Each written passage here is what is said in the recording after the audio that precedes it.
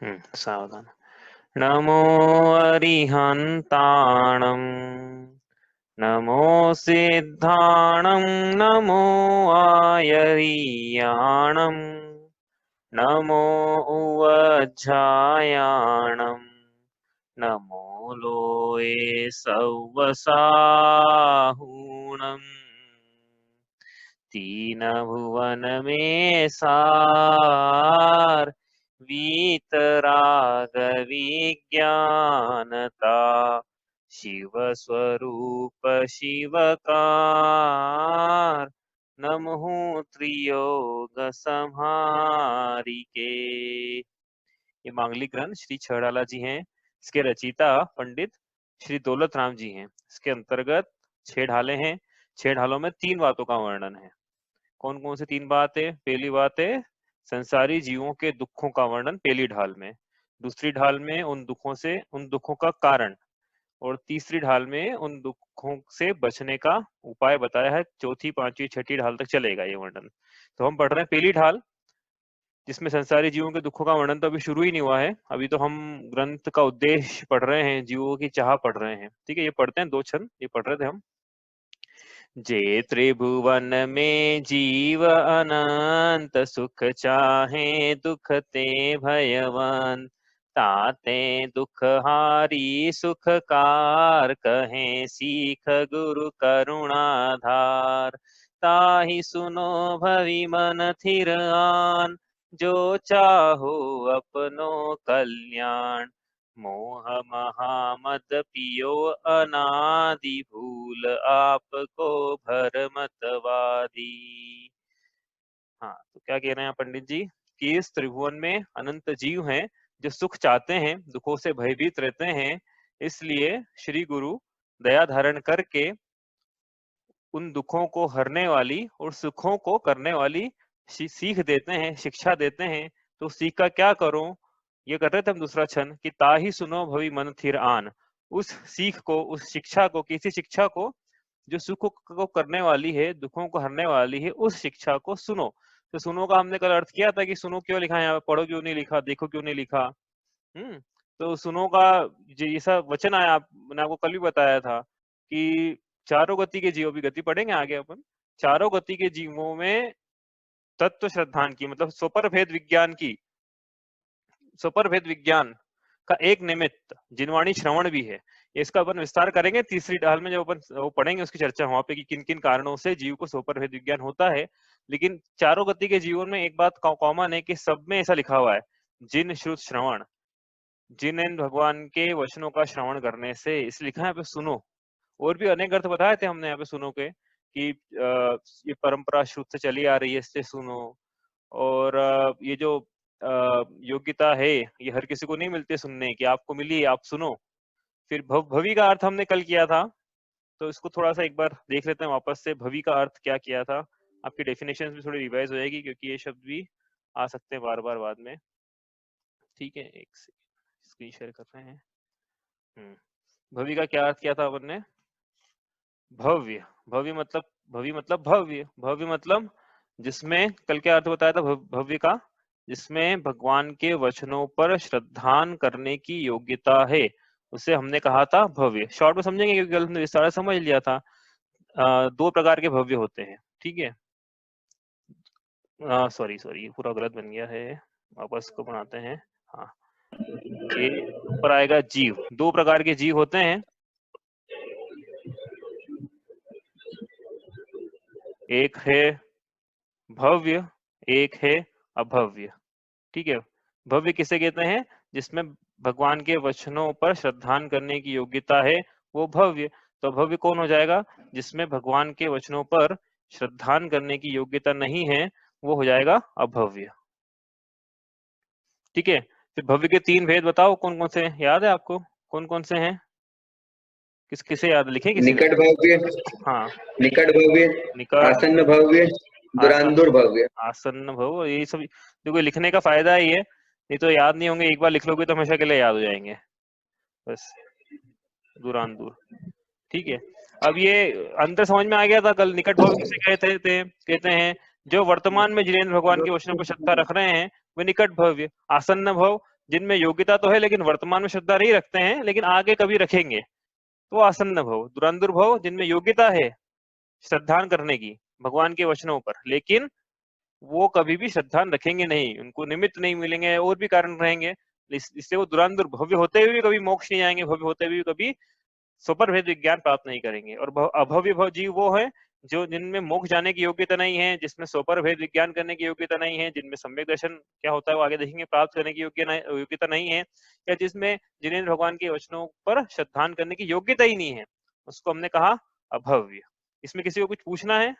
तो यहाँ पे हम बोल रहे हैं भव्य और अभव्य, मतलब जिसमें देखो साधारण शब्दों में हम यहाँ एक्चुअली क्या कॉल टू एक्शन होना चाहिए। हम यहाँ बोले कि भव्य वो है जिसमें मोक्ष जाने की योग्यता है, तो कॉल टू एक्शन नहीं होता। कॉल टू एक्शन मतलब something we should put ourselves in action, that is call to action ना। ये आप मतलब टर्मिनोलॉजी यूज की जाती है बार बार, कॉल टू एक्शन की ऐसा होना चाहिए statement which should motivate people and put themselves into action, put ourselves into action. तो यहाँ पे हम परिभाषा भी बना सकते हैं कि जिन्हें मोक्ष जाने की योग्यता है, लेकिन परिभाषा क्या बना रहे हैं यहाँ पे, जिनमें जिनेन्द्र भगवान के वचनों पर श्रद्धान करने की योग्यता है। तो यहाँ पे कॉल टू एक्शन क्या हुआ कि हमें जिनेन्द्र भगवान के वचनों पर श्रद्धान करना है, ठीक है। जो जिनेन्द्र भगवान, और ये बात पक्की है कि जो जिनेन्द्र भगवान के वचनों पर श्रद्धान करेगा वो मोक्ष जाएगा ही जाएगा, ये बात पक्की है। कब जाएगा वो अलग विषय है, वो देखेंगे बाद में, ठीक है। तो हमें जिनेन्द्र भगवान के वचनों पर श्रद्धान करना है। अब ये कल मैंने आपको बताया था कि ये हम भव्य हैं कि अभव्य हैं कैसे पता पड़ेगा। तो ये कल एक मैंने बताया था आपको कि ग्रंथ पढ़ा था मैंने, बाद में आज खोजा कि कौन सा ग्रंथ था वो, तो वो मेरे को मिल गया। वो पद्म नंदी पंचमीष्टिका, चौथा अध्याय 23वां श्लोक। अच्छा, सूत्र किसे बोलते हैं, श्लोक किसे बोलते हैं, गाथा किसे बोलते हैं, ये मैं आपको एक बार बता दूं, नहीं तो फिर लोग क्या है कि आप आपस में कंफ्यूज करते रहते हैं। यूजुअली क्या थंब रूल है, जैसा अभिमन्यु सागर जी ने बताया था, वो थंब रूल बता रहा हूँ मैं आपको। जो प्राकृत में लिखे होते हैं ना, पोएटिक फॉर्मेशन प्राकृत का है, उसको हम बोलते हैं गाथा। जैसे समय सार जी की गाथा, समय सार, नियम सार, पंचास्ती काय, द्रव्य संग्रह, कर्मकांड, जीव कांड, प्राकृत में लिखी है ये। तो प्राकृत की पोएटिक फॉर्मेशन को बोलते हैं गाथा है। यदि ये चीज संस्कृत में लिखी होती है तो उसको हम बोलते हैं श्लोक। जैसे भक्तामर का एक भक्तामर श्लोक के रूप में है, ठीक है, वो हुआ श्लोक, इष्टोपदेश श्लोक। और यदि ये चीज हिंदी में लिखी रहती है या वो दूसरी भाषा में, तो उसको बोलते हैं छंद, जैसे छ डाला, ठीक है। तो छंद, श्लोक और गाथा थंब रूल है ये, ऐसा कुछ नहीं कि ऐसा कुछ ऐसे ही बोलना है, लेकिन एक चल हमको ऐसा बताया गया है, वैसे हम आपको बता रहे हैं, कोई पढ़ने में नहीं आए ऐसा, लेकिन हम ऐसे ही बोलते हैं कि हिंदी में लिखा है तो छंद, संस्कृत में लिखा है तो श्लोक, प्राकृत में लिखा है तो गाथा।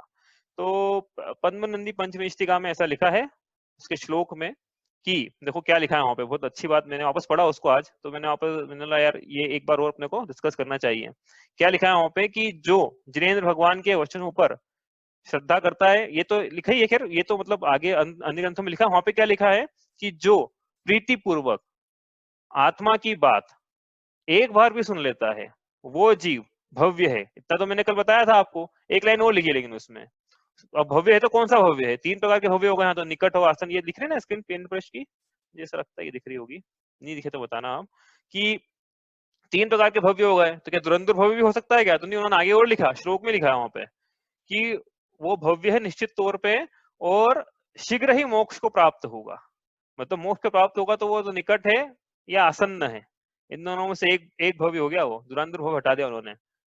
आई बात, बहुत बड़ी बात लिखी है वहां पे। इसका मतलब कि हमें यदि हमें कैसे पता पड़ेगा कि हम भव्य हैं कि अभव्य हैं, कि हमें जिनेन्द्र भगवान के मतलब हमने आत्मा की बात एक बार प्रीति पूर्वक सुन ली तो हम भव्य हैं और हम मोक्ष को प्राप्त होंगे। दुरांधर भव्य नहीं है हम, मतलब हम निकट भव्य हैं, यदि करते हैं श्रद्धा तो निकट भव्य, और नहीं करते हैं, हमें योग्यता है भविष्य में करेंगे तो आसन्न भव्य। इस प्रकार से ये भव्य और अभव्य हुए। अब ये कल उदाहरण दिया था, किसी को समझ में नहीं आया हो तो आप पूछ लेना कि बंध्या स्त्री का और विधवा स्त्री का ये अंतर था अभव्य में और दुरांदुर भव्य में, ठीक है। ये जो अभव्य शब्द है ना, यहाँ पे मैंने कल आपको बोला था कि भव्य बोला है, देखो सुनो सुनो भवी मन थिरान, हे भव्य जीव सुनो, तो भव्य बोला है अपने को, तो हमको आनंद अब समझ में आता है कि क्यों हमें, मैंने बोला था कि आप हमको आनंदित होना चाहिए, भगवान ने, पंडित जी ने, आचार्य ने हमको भव्य बोला है, तो उसमें का मतलब हम में मोक्ष जाने की योग्यता है, हम में भगवान बनने की योग्यता है। और भगवान बनने की योग्यता हो तो किसी को बोल दे अपन संसार में ऐसा कि ये आपका लड़का है ना, ये तो बहुत बहुत होशियार है, इसमें तो कलेक्टर बनने की योग्यता है, कितना खुश हो जाए अपन। या तो ये तो आचार्य बोल रहे हैं आप में भगवान बनने की योग्यता है, तो इससे मन आनंद से प्रफुल्लित होना चाहिए कि हाँ हमें भगवान बनने की योग्यता है, मुझे भगवान बनने का बोला गया है यहाँ पे। ठीक है, तो इस प्रकार से ये है। और अभव्य है जो है, देखो अभी जेएनयू में यदि बोलने की सबसे बड़ा मतलब अच्छा, किसी को बुरा बोलना है, यदि किसी को बोलना नहीं है किसी को भी, लेकिन बुरा बोलना है, किसी को गाली ऐसे वचन बोलना है, तो एक ही शब्द जेएनयू के पास, अभव्य। किसी को अभव्य बोल दिया मतलब इससे बड़ी गाली नहीं है उसके लिए, क्योंकि वो उसका मतलब ये है कि आप उसको बोल रहे हो कि तेरे संसार के दुखों का कभी अंत नहीं होगा। ठीक है, तो ये बोलना मत किसी को, मैं तो आपको बता रहा हूँ यहाँ पे भव्य और अभव्य में ये अंतर है। ठीक है, तो ये हमारा हो गया था कल। आगे चलते हैं हम लोग। आगे हम क्या पढ़ रहे थे? ताही सुनो भवि मन थिर आन। अच्छा, मैंने ये भी देखा कि बाद में इन्होंने पूछा था ना कि हाँ भवि मन थिर लिखा है और आप ऐसा बोल रहे हो, तो मैंने वो देखा था वर्जन, वो सही वहां पे वैसे ही लिखा हुआ, वापस दिखा था मैंने, वो ये लिखा ताही सुनो भवि मन थिर आन लिखा हुआ है। ताही सुनो भवि, हाँ मन थिरानो, यहाँ थिर मना लिखा है। तो क्या अलग अलग वर्जन चल रहे हैं उसका। अब आपको जैसा याद होता है आप कर लें, क्योंकि अंतर नहीं आएगा। वैसे चौपाई में भी कोई अंतर नहीं आएगा, क्योंकि दोनों में ही दो दो मात्राएं हैं, थिर को पहले लगाओ या मन को पहले लगाओ, अंतर भी और शब्द का अर्थ भी वही निकालना है जो हम निकाल रहे हैं। तो स्थिर मन से सुनो। और मन की दुर्लभता कल बताई थी, मन का क्या कार्य है, ये कल बताया था, ये भूलना मत। मन का क्या कार्य है बताओ, मन का कार्य बताया था कल, याद है? जिनवाणी का चिंतन करना। हाँ, जिनवाणी का चिंतन करना, जिनवाणी का विचार करना, जिनवाणी का मनन करना, ये मन का कार्य है। मन का, तो ये मन की दुर्लभता भी कल देखी थी हमने। अच्छा, ये कल बता रहे थे ना कि क्रम से इंद्रियां मिलती, तो ये मत समझ लेना आप। देखो किसी को ये कंफ्यूजन नहीं हो जाए कि क्रम से इंद्रियां मिलती है मतलब पहले जीव एक इंद्रिय बनेगा, फिर दो इंद्रिय बनेगा, फिर तीन इंद्रिय। ये नहीं बता रहे हैं यहाँ पे क्रम का मतलब। क्रम का मतलब क्या है कि यदि उसको चार इंद्रिय जीव हुआ, यदि वो चार इंद्रिय जीव हुआ, तो उसको स्पर्शन रसना घ्राण चक्षु, ये चार इंद्रिया क्रम से, मतलब ये चार इंद्रिया मिलेगी। इनका जो क्रम है वो क्रम बरकरार रहेगा। ऐसा नहीं कि वो क्रम से एक इंद्रिय बनेगा फिर दो इंद्रिय, क्योंकि छठाना भी यही वर्णन आएगा, पहले उसको एक इंद्रिय बनाएंगे फिर दो इंद्रिय बनाएंगे, ऐसा तो ये ऐसा होता नहीं है। लेकिन मतलब ऐसा होगा जरूरी नहीं है, कोई हो भी सकता है, लेकिन कोई ऐसा नियम नहीं है कि एक इंद्रिया एक एक करके इस प्रकार से बढ़ते हुए मिलेगी उसको। लेकिन कहना है कि अब चार इंद्रिय हुआ तो ये इतनी इंद्रिया मिलेगी, यही वाली मिलेगी, दूसरी नहीं मिलेगी। तीन इंद्रिय हुआ तो यही वाली मिलेगी, रेंडमली नहीं मिलेगी कि एक कर्णेंद्रिय मिल गई उसको, ऐसा नहीं है। तो इसी प्रकार ये अपन ने मन की दुर्लभता देखी थी कि ऐसे इंद्रियों में हम आगे बढ़ते आते हैं तो पंच इंद्रिय के बाद जीव मन को प्राप्त करता है, इतना ये दुर्लभ है मन का पाना। ठीक है, तो मन को पाया है हमने, तो क्या करना है हमें?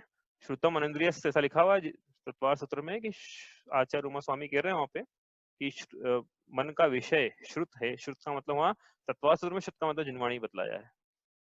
ऐसा नहीं कि मन से कह रहे श्रुत का मतलब आप तो वो जो कर्णेंद्रिय सुना है ना उसको श्रुत बोलो, ऐसा नहीं। वहां तो खुद ही भगवान जो वहां जिस ग्रंथ में जो परिभाषा लिखी है वो परिभाषा लगाएंगे, उसमें वही लिखी श्रुत की परिभाषा कि श्रुतम जो है शुद्धम मतिपूर्वम होता है, और उसके दो 12 या और अनेक भेद होते हैं, इस प्रकार से वहां लिखा है, तो वही परिभाषा लगाएंगे यहाँ पे श्रुत की।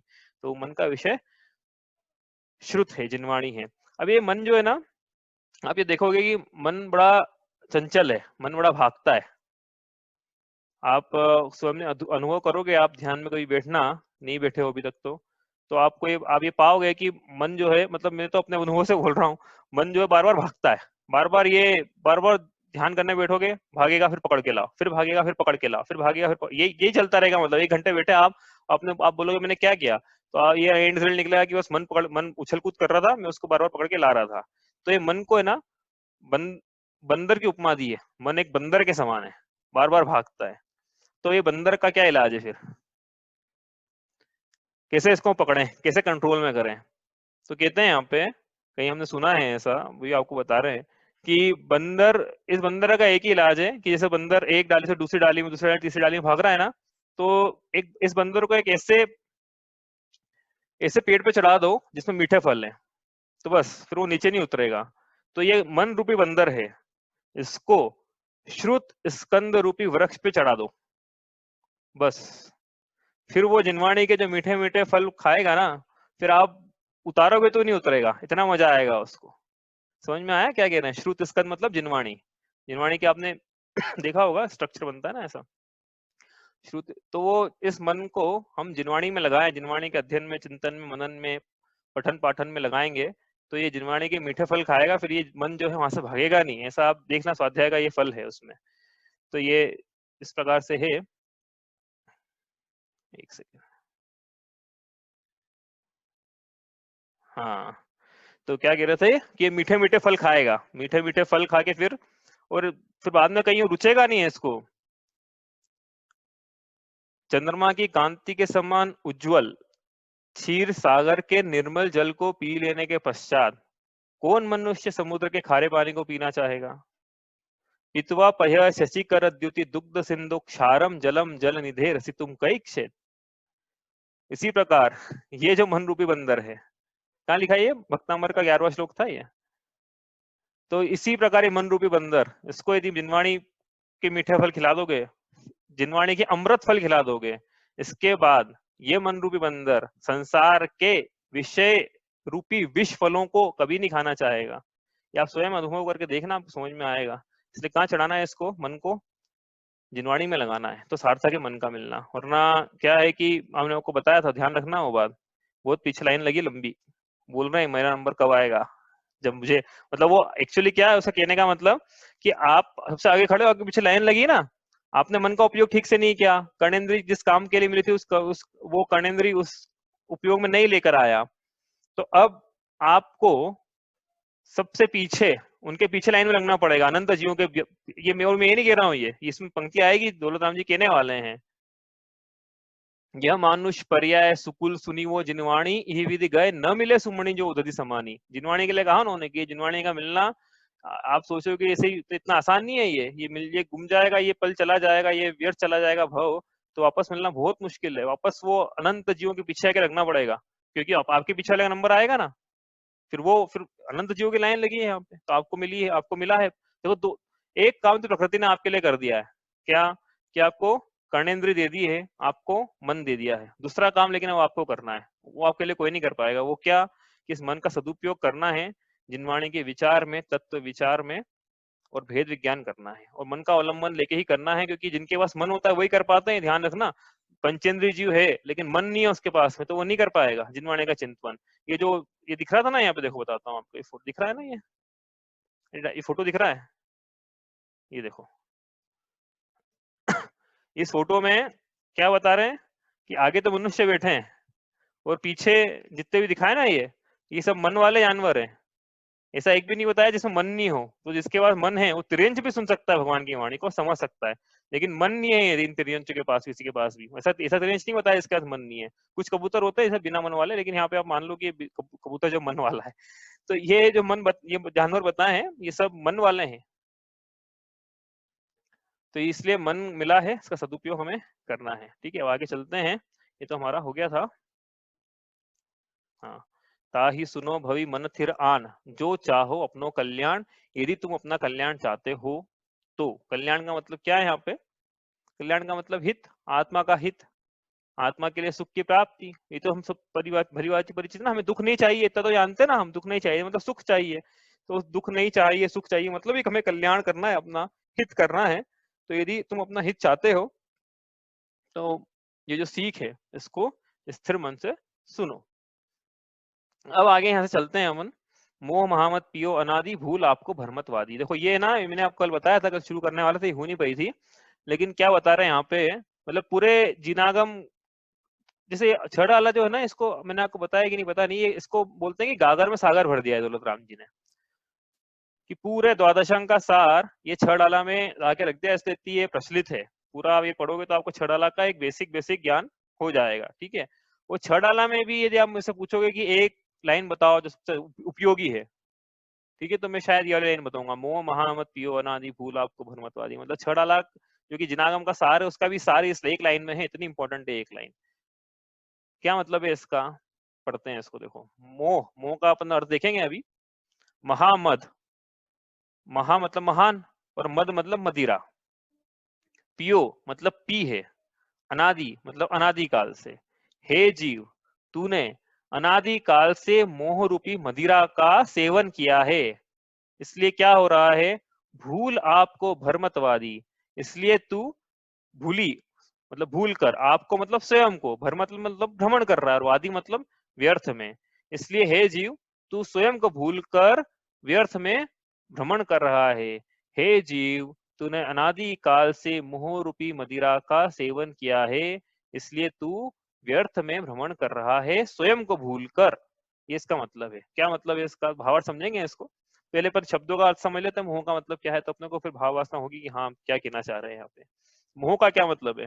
तो मैंने आपसे पहले भी जब राग पढ़ा था ना, जब वीत राग विज्ञान, इसमें राग शब्द आया था, तो मैंने आपको बोला था कि राग जो है वो पर पदार्थों में अच्छा लगने का परिणाम है, इसको राग बोलते हैं। और राग का मतलब मोह नहीं होता है, क्योंकि लोगों से पूछते ना मोह क्या होता है, तो लोग बोलते हैं मोह मतलब राग, ऐसा बोलते हैं ना। मोह राग में बहुत अंतर है, आज समझ में आएगा क्या अंतर है अपने को, ठीक है। तो मोह मतलब क्या होता है? कोई बताना चाहता है मोह मतलब क्या होता है?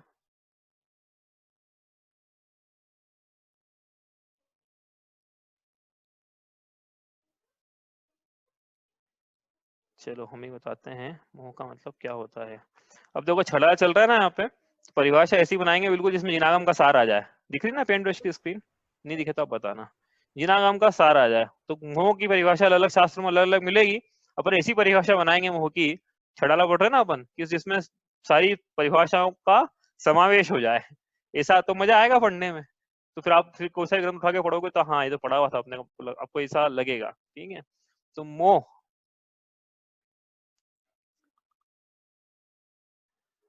इसकी परिभाषा अपन बनाएंगे, मतलब अपन क्या बनाएंगे, बनी हुई जो बता रहा हूँ मैं तो आपको उसका सारांश बता रहा हूँ। पहली मोह की दो परिभाषा बनाएंगे, यहाँ पे दोनों का मतलब एक ही है, लेकिन अपने को क्या सारी परिभाषा समेटनी है ना, इसलिए दो परिभाषा है, और एक एक दो दो लाइन की भी परिभाषा नहीं है, मतलब दो चार शब्द है बस। मोह, मोह मतलब ममत्व का परिणाम, ममत्व का परिणाम।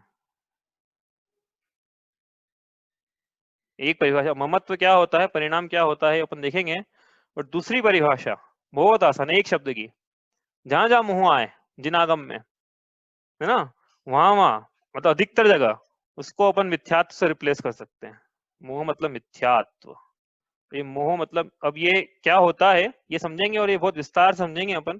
कारण ये है कि ये पंडित जी बता रहे हैं, देखो ये छड़ा चलेगी ना, जो संसार की जीवों के दुखों का वर्णन बताना है, तो दुखों का वर्णन शुरू होने वाला बस अगली लाइन से।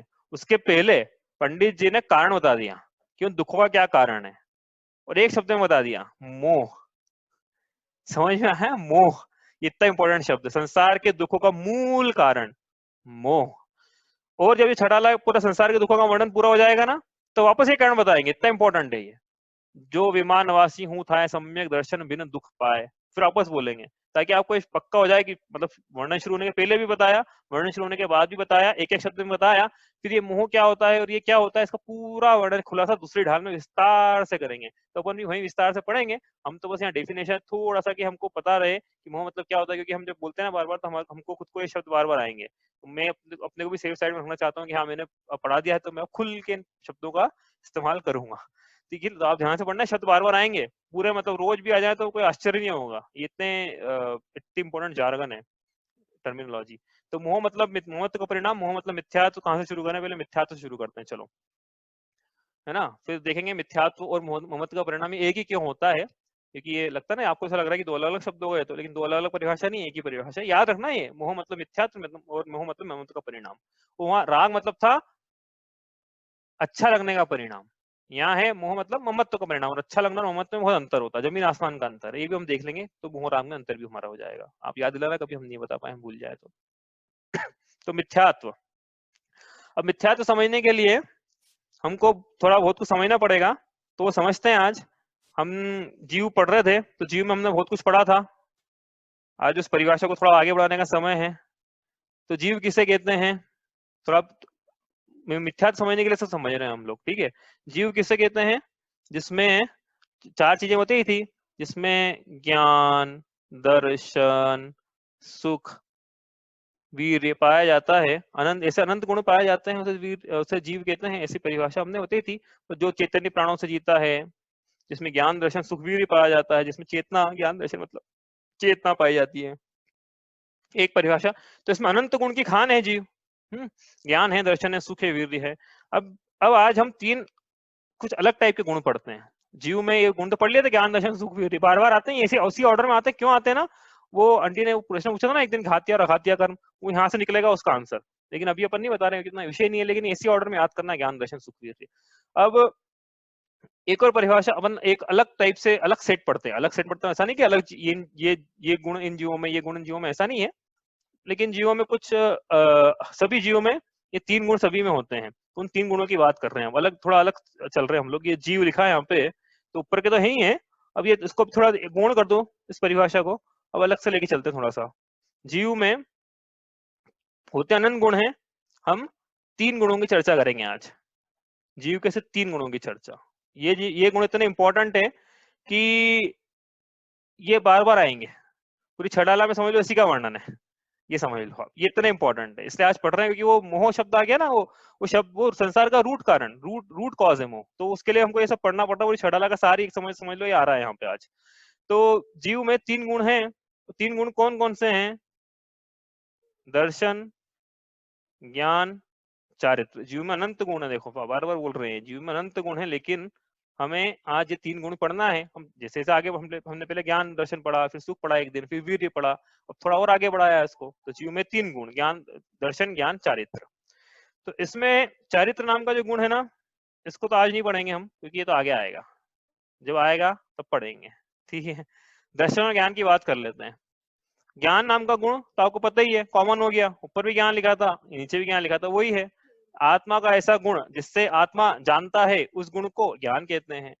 पुद्गल में गुण नहीं पाया जाता, पुद्गल जानता नहीं है, आत्मा में पाया जाता। हम जान रहे हैं ना, हाँ जान रहे हैं। कैसे जान रहे, क्या प्रॉपर्टी ऑफ मैटर है, इसी कारण जान रहे हैं। ये लॉग आउट है तो लॉग इन कर लेना आप। क्यों जान रहे हैं, कैसे जान रहे हैं? तो हमें ज्ञान नाम का गुण पाया जाता है, इसलिए हम जान रहे हैं। तो ऐसा गुण जिससे जीव जानता है, उसे ज्ञान नाम का गुण कहते हैं। अनंत द्रव्य की परिभाषा थी ना, अनंत गुणों के समूह को द्रव्य कहते हैं।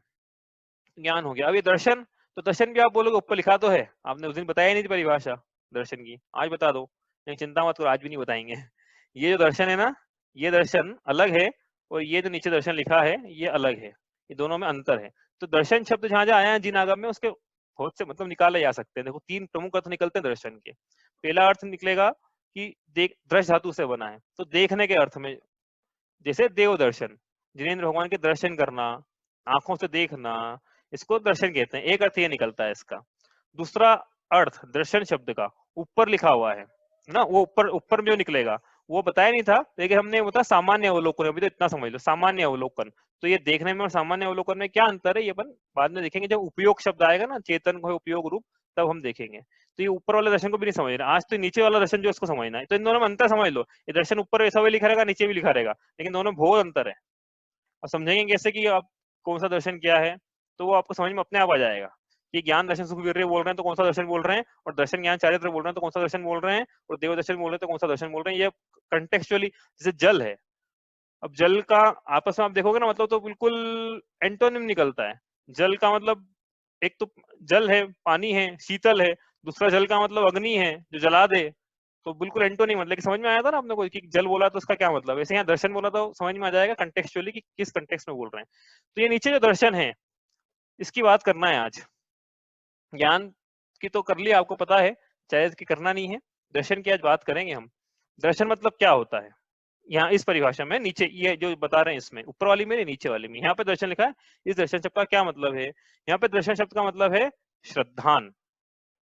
बस जहां जहां आ जाए ये शब्द इस प्रकार से, उसका मतलब है श्रद्धान। श्रद्धान मतलब, श्रद्धान मतलब लिख लें, श्रद्धान मतलब मान्यता। मान्यता मतलब बिलीफ। बिलीफ मतलब फेथ।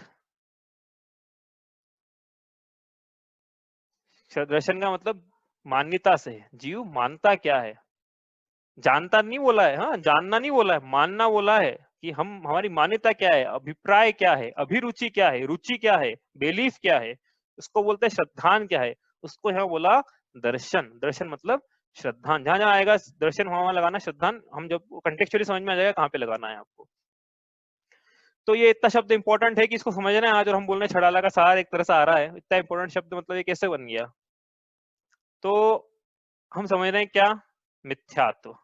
अब मिथ्यात्व पे चलते हैं। ये दर्शन समझ में आ गया, आत्मा के 3 गुण, दर्शन ज्ञान चारित्र, उसमें एक दर्शन नाम का गुण जिससे जीव मानता है, ज्ञान जिससे जीव जानता है, ये इस प्रकार से होगा। तो दर्शन का मतलब जिस ऐसा गुण जिससे जीव मानता है।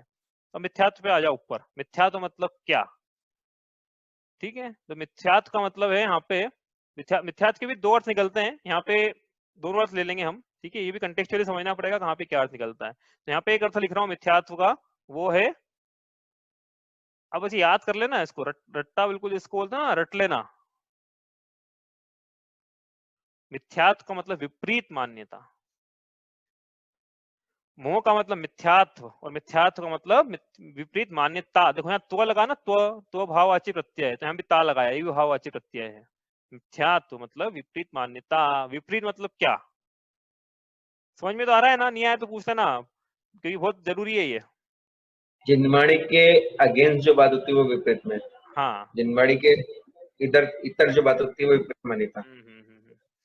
तो अभी जो समझा है उसमें कुछ समझ में नहीं आ रहा हो तो आप बिल्कुल पूछ लेना, क्योंकि बहुत जरूरी है, बार बार रोज रोज इसका उपयोग होने वाला है। तो आपको बेसिक जार्गन पता होना चाहिए कि दर्शन बोला तो क्या, मिथ्या तो बोला तो क्या, मोह मतलब बोला तो क्या। उसका मतलब ये है मोह और मिथ्यात्व का, कि ये बोला मतलब विपरीत मान्यता से। विपरीत मान्यता मतलब क्या, मान्यता समझ में आ गया? Belief, wrong belief, opposite belief. किससे अपोजिट?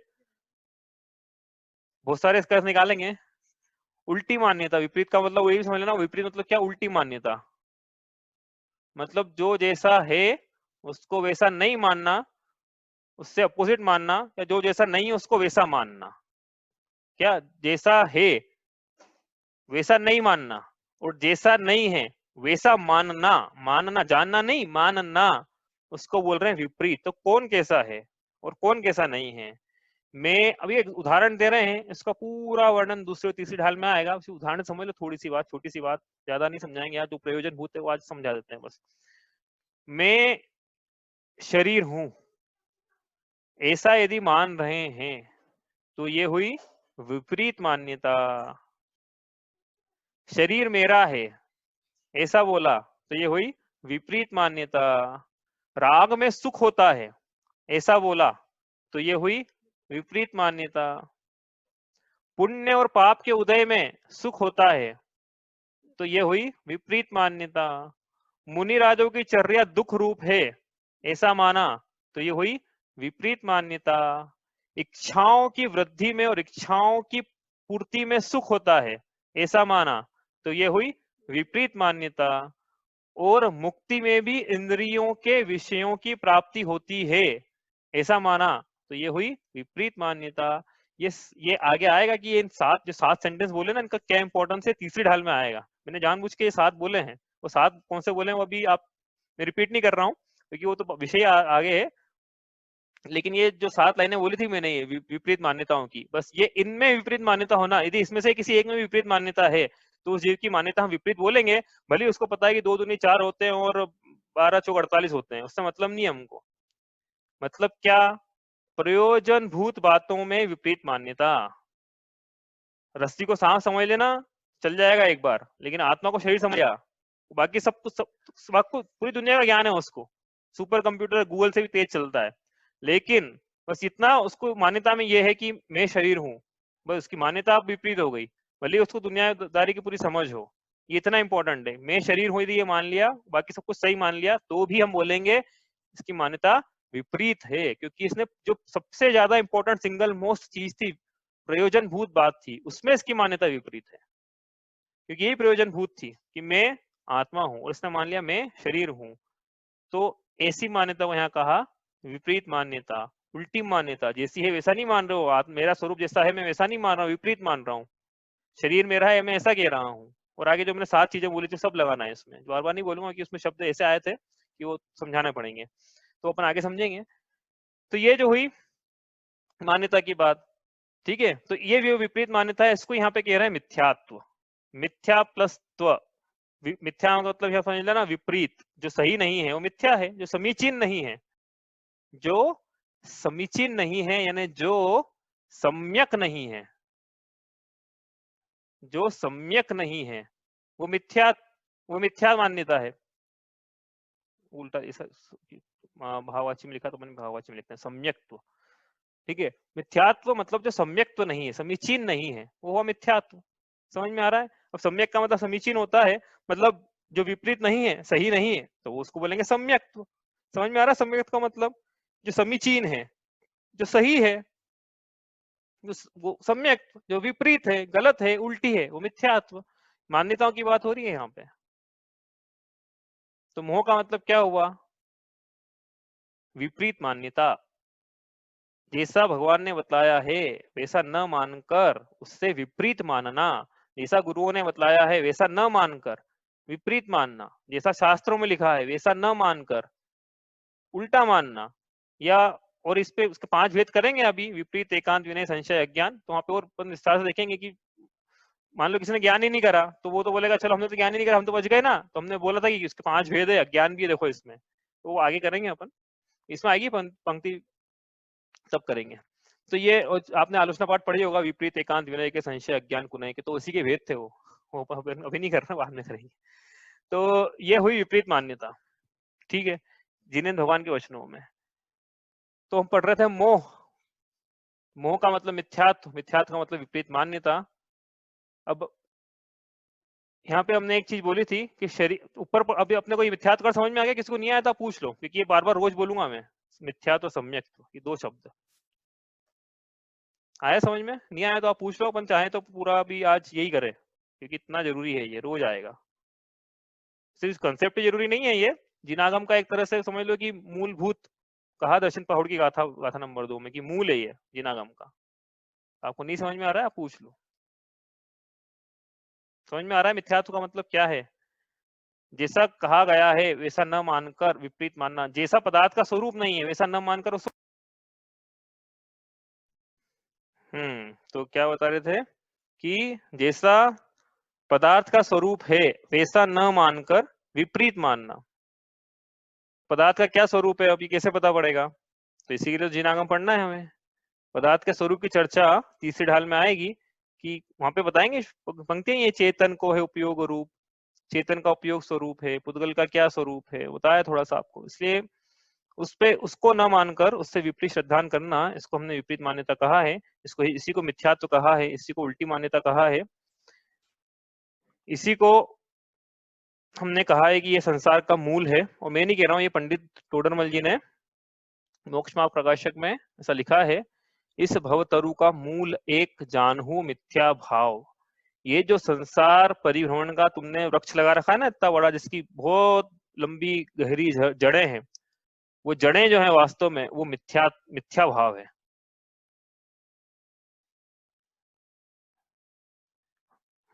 ये ऐसा कहा टोडरमल जी ने कि ये संसार का मतलब कारण, एक मैंने आपको बताया ना कि दुखों का वर्णन शुरू करने के पहले भी एक कारण बता दिया उन्होंने कि यहाँ से शुरू कर रहे हैं इसकी बात, तो आपको मजा आएगा पढ़ने में। तो ये कि संसार के दुखों की जड़ जो है वो मिथ्यात्व है, मोह है, विपरीत मान्यता है, उल्टी मान्यता है, मतलब सम्यक्त्व का अभाव है, समीचीन मान्यताओं का अभाव है। अब ये जो शब्द आया ना मिथ्यात्व, इतना समझ में आ गया होगा मुझे ऐसा लगता है। अब ये शब्द जो आया है मिथ्यात्व, इसको जिनागम में 2 प्रकार से उपयोग में लाया गया है, ठीक है। वो दोनों प्रकार हम लिख देते हैं यहाँ पे, जहां जहां मिथ्यात्व बोला है, ठीक है। तो एक शब्द, एक मतलब तो इसका ये निकलता है, हमने बोला ना मान्यता, और मान्यता मतलब ही क्या होता है, नीचे बोला था यहाँ पे, क्या बोला था, मान्यता मतलब ही यहाँ लिखा ना, मान्यता मतलब श्रद्धान, और श्रद्धान मतलब ही दर्शन, ऐसा लिखा था ना, दिख रही है ना स्क्रीन पे, नहीं दिखे तो बता ना। तो मान्यता मतलब श्रद्धान, श्रद्धान मतलब ही दर्शन, और मिथ्या तो मतलब विपरीत मान्यता, मतलब विपरीत श्रद्धान, मतलब विपरीत दर्शन, मतलब इसको बोला फिर मिथ्या दर्शन। ये शब्द, इसका पूरी विवेचना दूसरी ढाल में है, दूसरी ढाल इसी पर आधारित है, समझ लो आप, ठीक है। मिथ्यात्व का एक अर्थ तो ये निकलता है, जिनागम में ऐसा है, जहां जहां मिथ्यात्व बोला वहां उसका अर्थ कहीं कहीं मिथ्या दर्शन निकलेगा, कहीं कहीं ऐसा होता है जहां जहां मिथ्यात्व बोला है उसका एक और अर्थ निकलता है। तो अपन देख लेंगे कहाँ पे क्या विवक्षा है, उस हिसाब से अर्थ निकाला जाता है उसका, वो लाइन में क्या कहना चाह रहे हैं। और एक और अर्थ निकलता है मिथ्यात्व का, उसमें तीनों बातें आ जाती है। कौन कौन सी तीनों बातें जो हमने ऊपर पढ़ी अभी? मिथ्या दर्शन, यदि यहाँ पे मिथ्या लगाया है हमने तो ज्ञान में भी मिथ्या लगेगा, मिथ्या ज्ञान, और यहाँ पे दोनों मिथ्या लगाया तो इसमें मिथ्या लगी जाएगा, ऑब्वियस सी बात है, मिथ्या चारित्र। इसका क्या मतलब हुआ मिथ्या ज्ञान मिथ्या चारित्र का, कि भाई जो दर्शन में लगाया था मिथ्या, और आपने निकाला था कि विपरीत, मिथ्या मतलब विपरीत, उल्टी मान्यता निकाला था, तो विपरीत दर्शन हुआ, विपरीत मान्यता हुई। इसे ज्ञान में लगाना, विपरीत ज्ञान, उल्टा ज्ञान, समीचीन ज्ञान जो नहीं है, जैसा होना चाहिए ज्ञान वैसा नहीं है, जैसा भगवान ने बताया वैसा ज्ञान नहीं है, जैसा जिनवाणी ने कहा वैसा ज्ञान नहीं है। 7 तत्वों का आगे आएगा वर्णन, जैसा सात तत्व का ज्ञान होना चाहिए वैसा नहीं है, उससे विपरीत है, उसको बोला मिथ्या ज्ञान। और फिर ये मिथ्या चारित्र का तो अभी मतलब बताया नहीं हमने, उसकी जरूरत अभी पड़ेगी नहीं, उससे बताया भी नहीं हो। ठीक है, तो मिथ्या दर्शन मिथ्या ज्ञान समझ में आया। फिर जैसा भगवान ने बतलाया वैसा न मानकर उसका विपरीत मानना। भगवान ने बताया कि मैं तो सुख स्वरूपी हूं और जीव सुख ढूंढे पुद्गलों में, विपरीत मान्यता। इसका वर्णन करेंगे आगे, अभी तो नहीं करेंगे, अभी तो क्या मोह शब्द समझना, इतने समझेंगे बस क्योंकि तो दूसरी ढाल आ जाएगी नहीं, तो इसमें पूरी दूसरी ढाल इसी पर आधारित है। मैं आपको बता नहीं, एक्चुअली इन 3 शब्द, दूसरी ढाल की पहली पंक्ति में आपको बताता हूँ पढ़ के।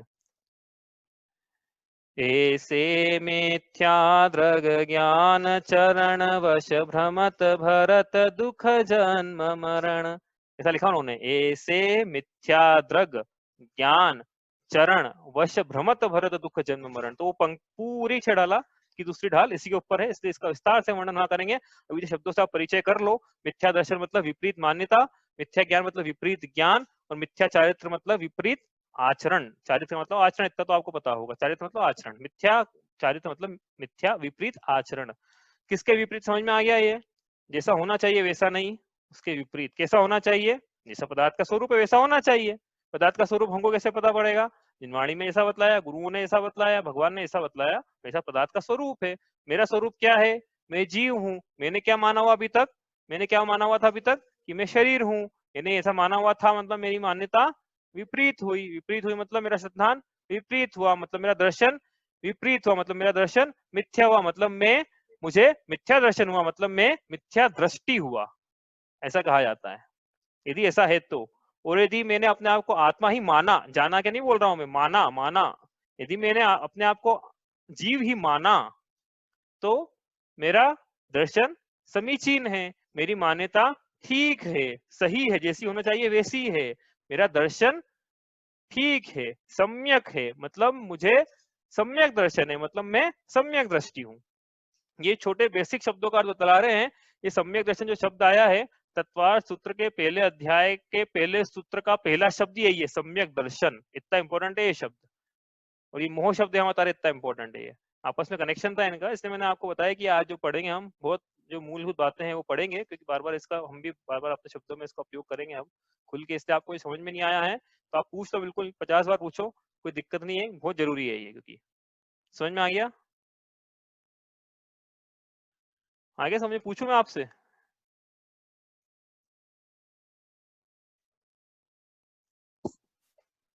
कुछ पूछना है किसी को? मैं साइलेंस से तो समझ रहा हूँ कि सबको समझ में आ गया है, तो फिर किसी को कुछ भी समझ में नहीं आया।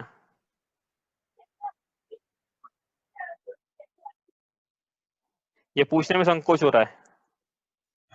नहीं नहीं, आ गया समझ में। हाँ, विकास को आ गया, और पायल को आ गया? पायल नीचे अपने मोबाइल पे।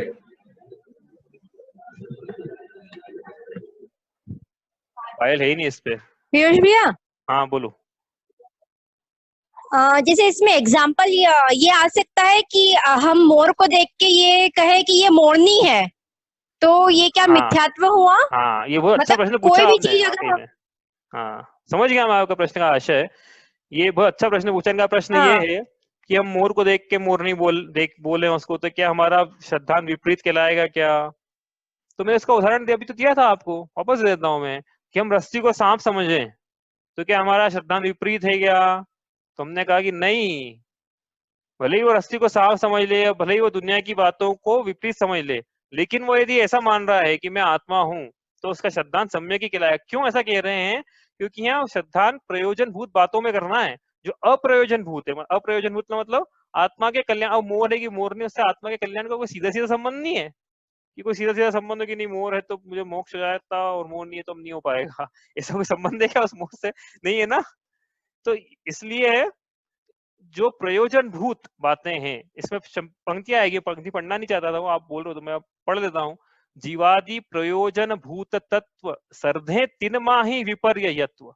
ये जीव अब देखो, आपने तत्वा सूत्र के चौथा सूत्र पढ़ा हो तो आपको समझ में जल्दी आ जाएगा।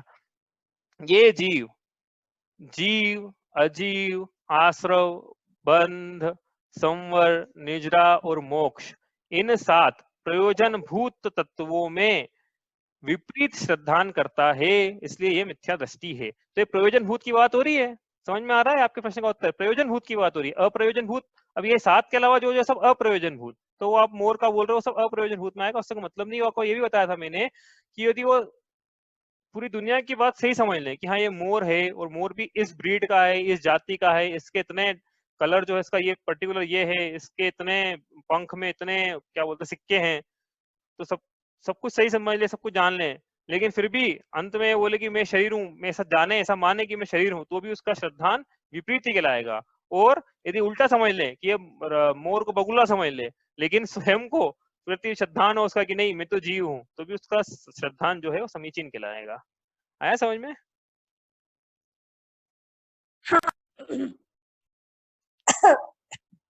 और कुछ पूछना है किसी को?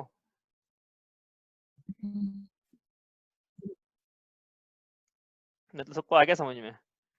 ठीक है, कल पूछेंगे। आ गया तो आज तो नहीं पूछते हैं, आप विचार करना, जो लिखा है वो पढ़ना, कल पूछेंगे फिर मोह मतलब क्या। तो आपको बोलना चाहिए मोह मतलब मिथ्यात्व। मिथ्यात्व मतलब क्या, तो उत्तर निकलना चाहिए उल्टी मान्यता बिना पेज पलटे। वो मिथ्यात्व मतलब उल्टी मान्यता, जैसा है वैसा नहीं, सीधी नहीं उल्टी, उसको बोला मिथ्यात्व, विपरीत मान्यता। और यहाँ नीचे जीव के 3 गुण हैं, दर्शन ज्ञान चारित्र। तो ये इसलिए बताया था क्योंकि मिथ्यात्व दूसरा शब्द अर्थ बतलाना था मुझे कि मिथ्यात्व का एक और अर्थ जिनागम में मिथ्या दर्शन ज्ञान चारित्र निकलता है। तो दर्शन ज्ञान चारित्र क्या है, तो ये जीव के गुण है, जीव के गुण है दर्शन ज्ञान चारित्र।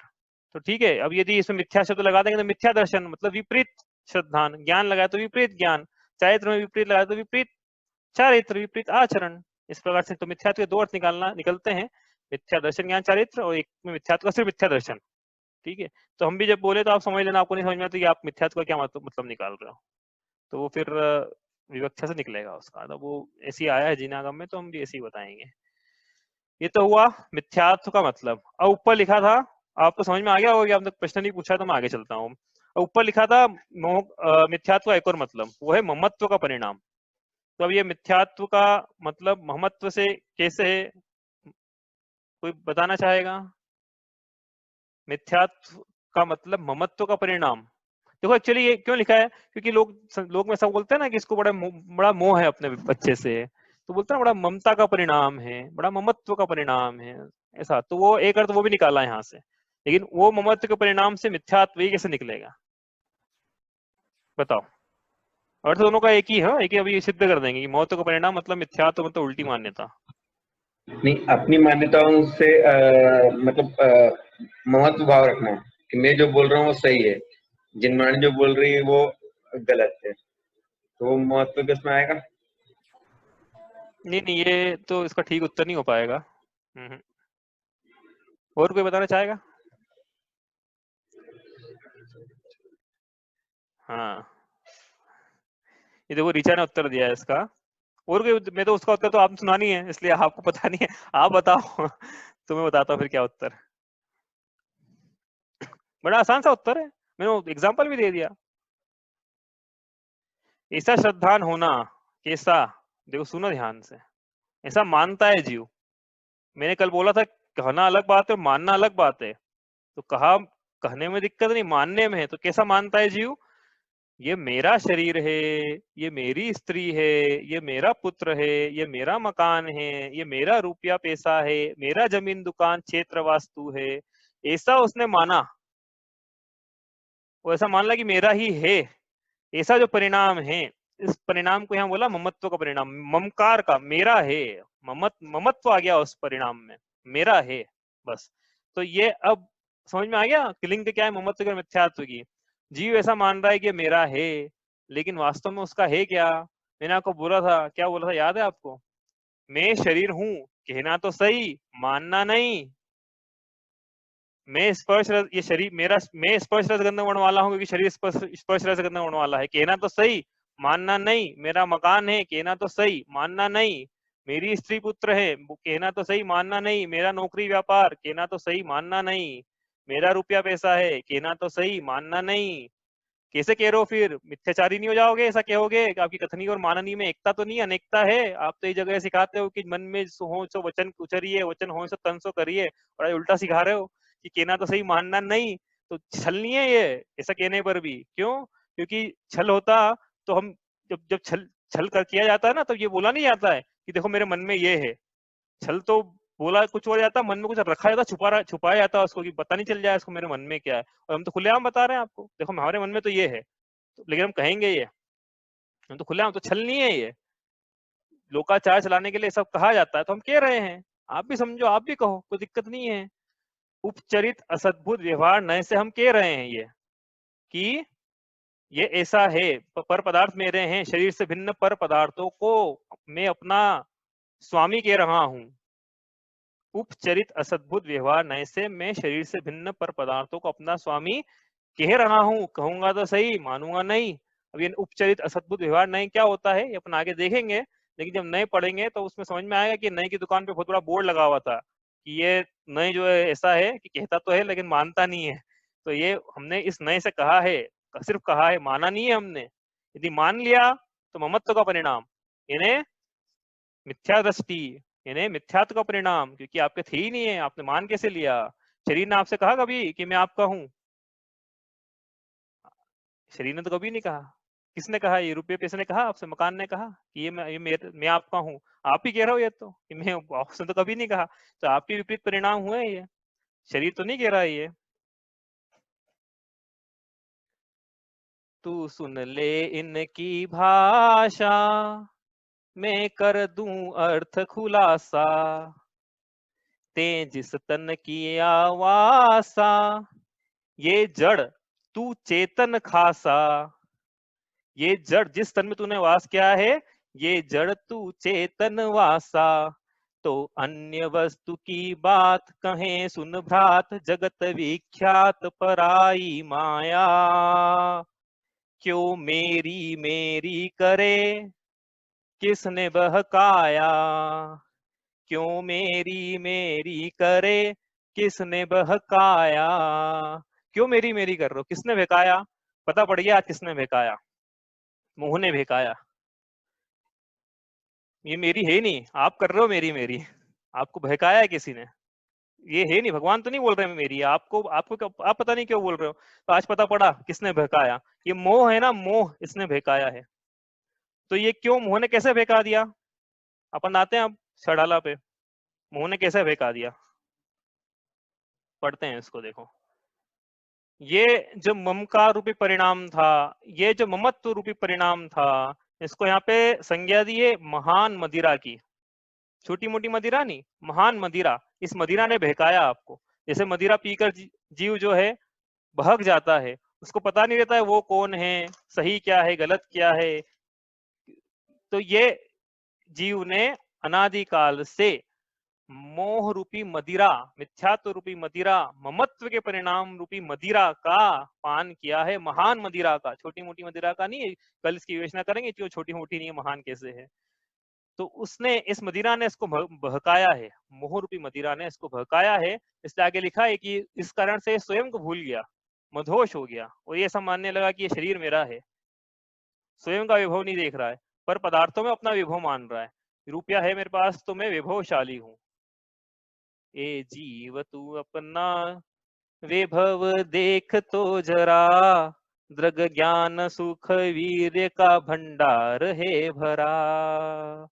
हे जीव, अब अपना स्वरूप देखो, भगवान ऐसा बता रहे हैं, उनकी सीख दे रहे हैं भगवान आपको कि अब अपना स्वरूप देखो, अब पर पदार्थों में अपना विभव मत मानो, मैं स्वयं विभववान हूँ। भगवान आज उन्होंने आपको भव्य बोला ना, भगवान बनने की योग्यता है आप में, तीन लोक के नाथ बनने की शक्ति है मुझ में, इतना विभवशाली हूं मैं, पुद्गल के पदार्थों में कोई विभव नहीं है मेरा। ये ममकार छुड़ाने के लिए इस प्रकार से आपको विचार करें। इसी भावना के साथ आज अपन यहीं तक करते हैं। आपको कोई प्रश्न हो इसमें तो आप पूछ लो, नहीं तो इसको आगे बढ़ाएंगे कल चर्चा को। कोई प्रश्न है किसी का? मोह मतलब क्या होता है याद रखना। अब ये मोह मतलब मिथ्यात्व का परिणाम, विपरीत परिणाम, उल्टी मान्यता, मिथ्या दर्शन, ममत्व का परिणाम, जो समीचीन नहीं है, जो भगवान ने नहीं बताया उसका उल्टा मान लिया मैंने, कैसी भूल की, कोई बताने वाला नहीं मिला।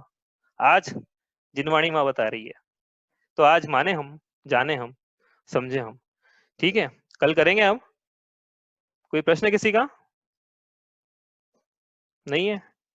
ठीक है, जावाणी के ज्ञान ते सूझे लो कालो, तो वाणी मस्तक नमो सदा दे तुम।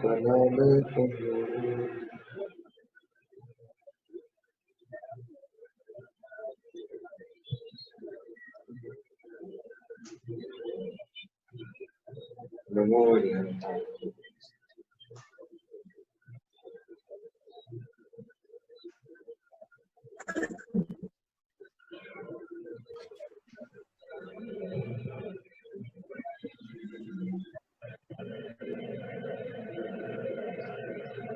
जय जिनेन्द्र। जय जिनेन्द्र।